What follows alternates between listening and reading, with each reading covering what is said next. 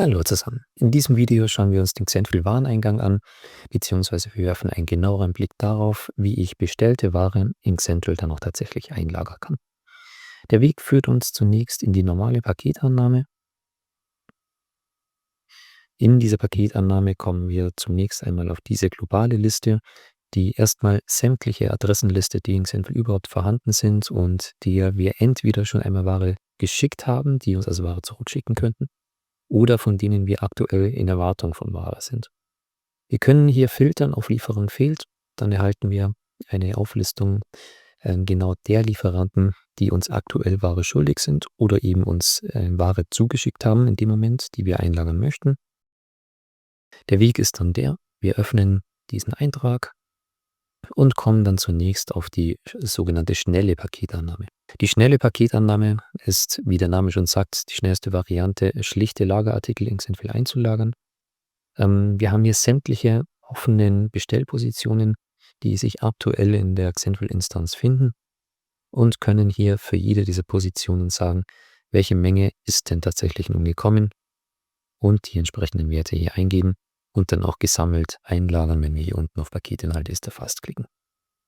Darüber hinaus bietet uns die schnelle Paketannahme die Möglichkeit, in dem Zuge auch direkt Etiketten zu drucken, damit wir diese Ware auch direkt etikettieren könnten für unser eigenes Lager, sofern wir das denn wollen.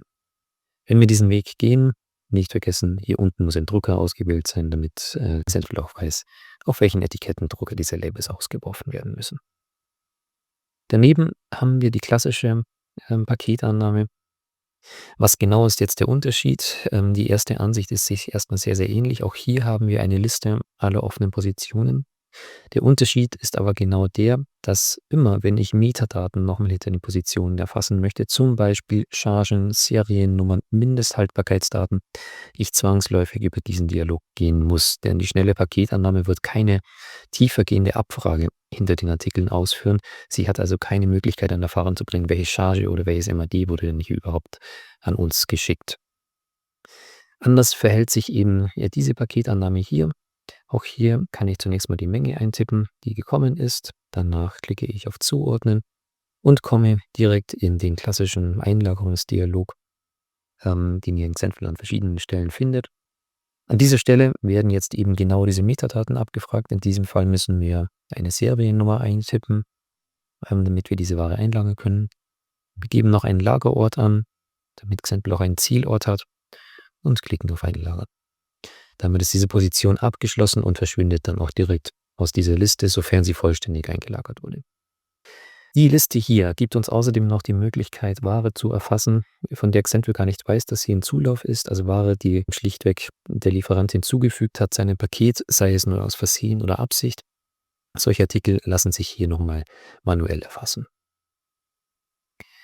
Die klassische Paketannahme ist der primäre Weg oder der eigentlich am meisten genutzte Weg, wie man Ware in Xentfil sauber einlagern kann. Es gibt allerdings noch einen anderen Weg, nämlich direkt die Verwendung der Bestellung dafür. Wenn wir in den Bestellungen filtern auf offen und Lieferung fehlt, bekommen wir genau die Auflistung solcher Bestellungen, die wir aktuell noch nicht vollständig eingelagert haben. Wir können einmal eine solche Bestellung öffnen und werden dann in diesem Aktionsmenü die Möglichkeit finden, diese Bestellung einzulagern, nämlich genau hier. Wenn wir das tun, wird Xentfil diese Einlagerung vornehmen, auf einen Lagerplatz, den Xentfil dann entsprechend der aktuellen Lagermenge oder der Standardlager zuordnet. Und sobald das geschehen ist, ist auch diese Bestellung einmal vollständig eingelagert worden. Hier muss man ein bisschen aufpassen. Man hat hier natürlich keine Möglichkeit, nochmal explizit diesen Lagerplatz zu rufen, auf den ich einlagern möchte, ist also für komplexere Lagerhaltungsstrukturen nicht das Mittel der Wahl. Was ich aus der Bestellung allerdings zuverlässig tun kann, wenn ich zum Beispiel in meinem normalen Wareneingang in meiner Paketannahme eine Fehlbuchung hatte, entweder zu viel eingebucht oder zu wenig eingebucht, vielleicht auch das falsche Lager gebucht, dann kann ich über die Bestellung nochmal eine Korrektur vornehmen. Das heißt, ich kann die Ware, die ja gerade eingelagert wurde, auch nochmal auslagern bzw. einlagern und weitere Fehlbestände oder Buchungskorrekturen durchführen. Das waren die beiden am meisten genutzten und ich würde annehmen, ja, klassischen, Arten, Ware in Xentral einzulagern. Ich wünsche viel Spaß beim Einlagern und wir sehen uns oder hören uns in einem der nächsten Videos sicherlich wieder.